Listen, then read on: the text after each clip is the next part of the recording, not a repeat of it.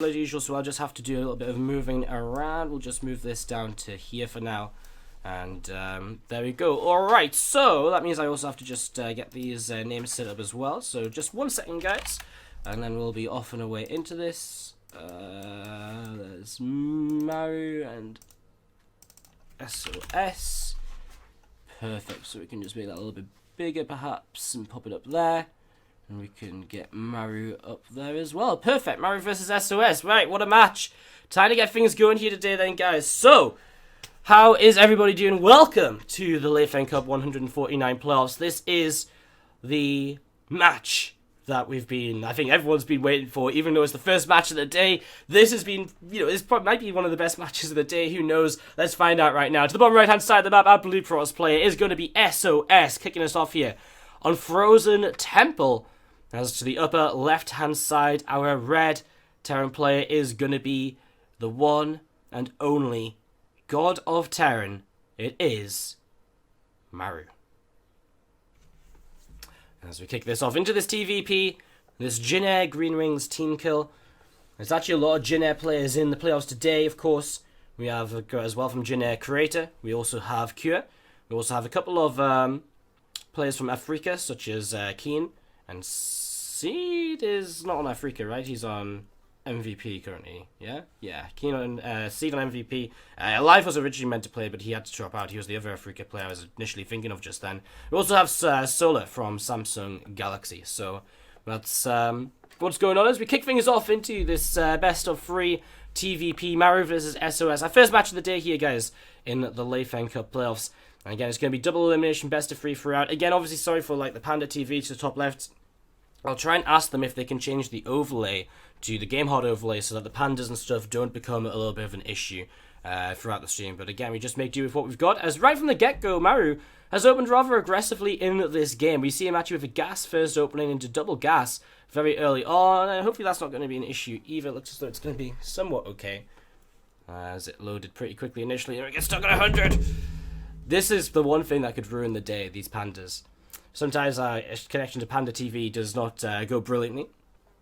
And it is a restream, guys. I see a lot of people asking about no sound in the chat. It's a restream from the Chinese stream, so unless you want to hear the Chinese casters all day long, then unless you want to hear the Chinese casters, then we're just going to have no sound. That's the way it is here in the Leifeng Cup, because we're not allowed in-game. So, Maru, a very aggressive one-base opening here, and he's actually going to keep on sticking to one base for a while here with the second rack's coming down.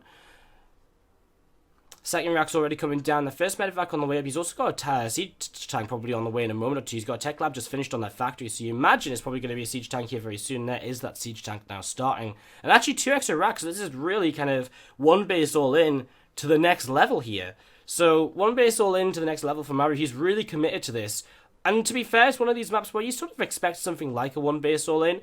Frozen Temple, shorter rush distances. It's actually very good positions you can use to set up siege tanks onto the natural of your opponent and so on.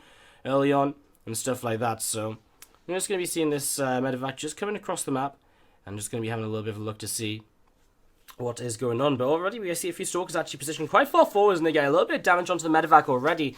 They'll come into the natural now to start continue to try and deflect this. But actually Maru is just going to unload. No damage done just yet. Going to put that Widow Mine towards the front, and more units coming out here as well. As actually the observer nearby means the stalkers will try and get that Widow Mine kill. It's getting very low. Is it going to get away? The stalkers keep on chasing.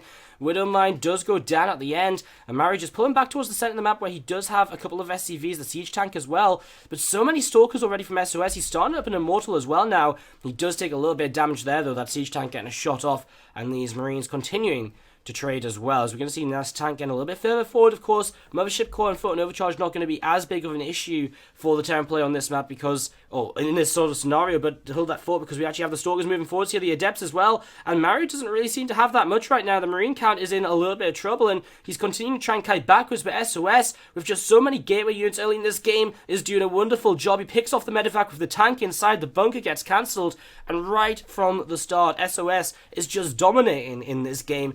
And I mean, this is just a kind of SOS kind of figuring out what's going on, has a really good response to what this is from Maru. And that right there is going to be GG. SOS takes game 1 just like that with the one base all-in defense. And that is going to be like a natural expansion on, a third base on as well. And so on and so on. So really nothing kind of too nothing, we're not expecting anything crazy this time around. We're not expecting kind of, very aggressive play, but Maru is going to go for that right from the get-go. He's going to go double gas, despite this early probe scout as well, which actually is the one thing that makes me really question this, because with an early probe scout like this, you would imagine that Maru might decide to just go kind of for a standard expansion, just kind of expand normally, whereas he's actually once again going to allow SOS to see what's happening, and with this information, SOS, we saw him last time shut down the aggression of Maru very easily. Now, I'd be very surprised if Maru committed to the same sort of one-base play once again here. But I'm surprised, I'm surprised that he's going for this again, even though he's being scouted. So we'll see what it is. This is most likely going to be a bit different, probably some kind of faster expansion in comparison to the last game. So let's see how this works out in the next couple of moments. So, just waiting to get this rolling, guys, here in game number 2. Obviously, again, SOS just with that early scout. He's expanding back at home himself, so obviously confident to hold whatever's coming his way off of an expansion. As we see a reactor coming straight down onto that barracks here, and the factory about to finish up. So, what are the possibilities? Well, again, fast wouldn't mind drop without the tank follow-up, perhaps. Could still be that tank-based opening with a little bit of tank-based harassment.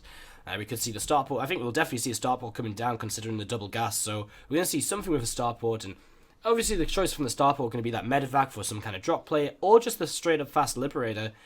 Tech lab onto the factory a little bit further back here, so no rid of mine right from the get-go this time. And I wonder if, maybe we see something like a cloak banshee opening. It's a little bit different, it's a little bit crazy, but it could work out as we see SOS. He hasn't picked up on that. He sees the double gas, so he should know there's a factory, but he doesn't know exactly what this is going to be today. He doesn't know exactly what this is going to be just yet. As we do see a Stargate on the way, though, and I like this. The Stargate is generally okay, actually. Just Stargate is, the Stargate is like one of these kind of buildings which is very good at defending pretty much any kind of one-base aggression from a Terran player, apart from Cloak Banshee, actually. Because the Cloak Banshee play, where's the detection for the Protoss player, right? He can get an Oracle, but an Oracle can only reveal one Banshee at a time if they're not clumped up. And that is if he has an Oracle. So this is actually going to be maybe pretty nice for Maru, because he's going to get quite a bit of damage done with these Banshees, I'm feeling. So I like this. In the end, it's going to turn out okay for him. A bit of a different opening, but it looks as though it's going to start out okay. And he is going to go into tank behind this. I wonder if he does still try and go for kind of a one-base attack, or whether he is going to put that expansion down soon. Engineering Bay is currently on the way down for him, so you can get a turret up, most likely to help him defend from a potential Oracle or so. And, we're just getting this set up. Second Phoenix on the way. Again, no real scouting from SOS just yet. He's got no real way of knowing what's coming his way just now, as this Banshee does begin to move out onto the map. And if this arrives and there's absolutely no detection from SOS, then Maru is just going to get so much damage done, because the time it takes for an Oracle to come out is pretty long.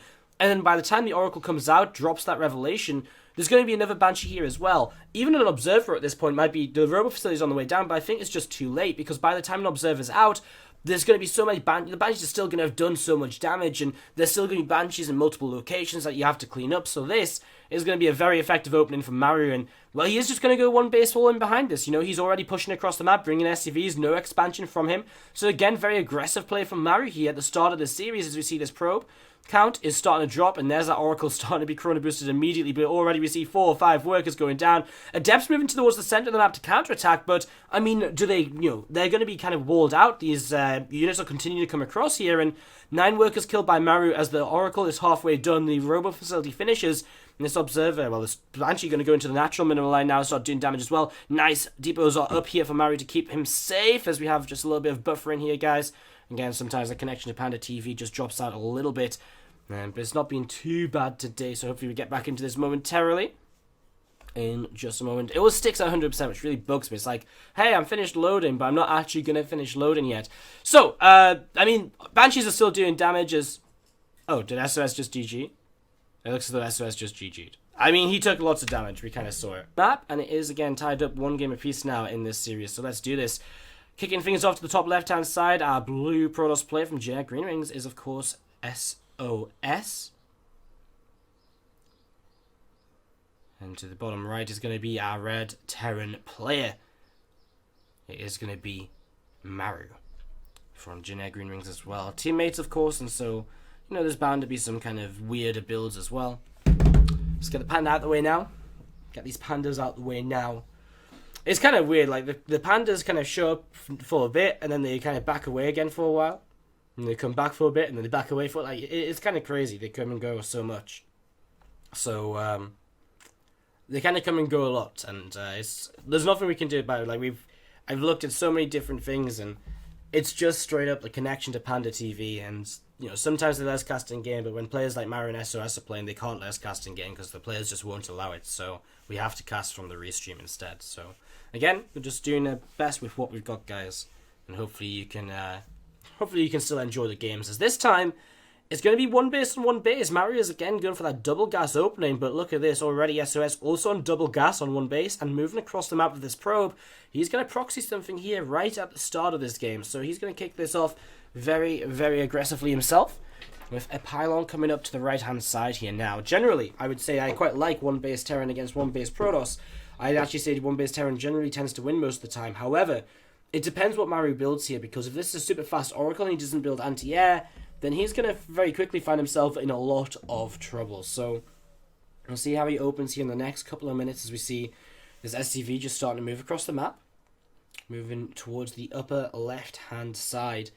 And we're just going to see, again, the Stargate is on the way down as we expected. So proxy Stargate from SOS. Now, Maru's going to come across here, and if this SCV, he is not going to find an expansion, and that is huge for him, because immediately now he knows that he's going to have to prepare against something like a proxy Stargate, potentially, and so he should start up a Widow Mine, and there it is in the production tab. There's the starport, and the reactor's about to finish on the barracks, and I imagine we might see a very fast engineering bay as well, if he can find the minerals to afford that, because the turret is going to be so valuable here in terms of defense. As we see, no engineering bay just now, though. Might be confident in his ability to defend this just with the Widow Mine and so on. But the Widow Mine rallied towards the front. I don't like that, because again, what is Maru expecting right now? Surely he has to expect some kind of like proxy Stargate play as a possibility. And he is starting to rally in towards the main base now instead. That Widow Mine comes in towards the refinery there.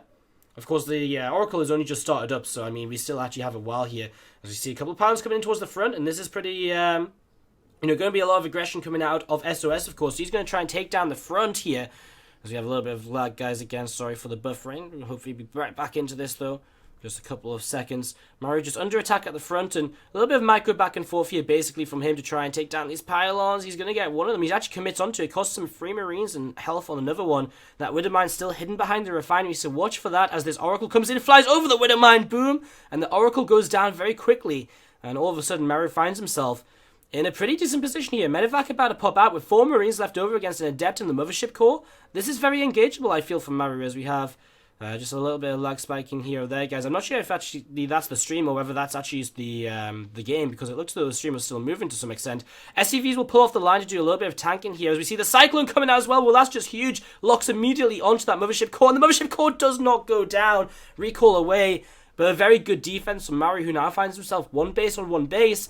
And in this situation, look at this, he actually goes for Magfield Accelerator, the upgrade on the Cyclone, because he knows just how well he can trade with Cyclones in this one-on-one base scenario. So this is really, really quite the opening from Maru's point of view. This is going very well for him. Now, I'm not sure where that Widow Mine's gone. Okay, it's just behind the orbital command right now, so it's just changed location a little bit to try and trick this Oracle. It's very unlikely that SOS is going to fly into the same place twice, but Oracle gets locked onto. Is there a scan available to get the range he needs to just see this? He's got the Medevac! Oh, he gets the Oracle kill in the end. And that's the second Oracle now down. The third Oracle going to be looking around for a way to do damage, but a Liberate out as well. This is a very tough situation for SOS to play from right now, as we do just see that Oracle just backing away up the right-hand side of the map. So Oracle just continue to move around here, just have a little bit of a look to see what's going on. There's a Cyclone upgrade. Cyclone upgrade allows you to do more damage when the Cyclone is locked on. And so it's very, very useful. You're going to play with a lot of Cyclones early. There's actually been a lot of builds in the past where Cyclones are used a lot in the early game as a way to kind of be used here. Widow Mine picks up that third Oracle kill as it picks up 3 SCVs. SCVs lure it into that Widow Mine, though, as we're going to see. I mean, the Cyclone should just lock onto the pylon here or something. I'm not sure what he wants to lock onto. Maru for a bit of a move command, not responding to this. It's actually the Adepts which he locks onto there, but loses the vision in the end, and so no Adepts go down. But with Liberator in the main base is actually going to pick off 5 workers. Maru just going to scan before he taps out of the game, and Maru is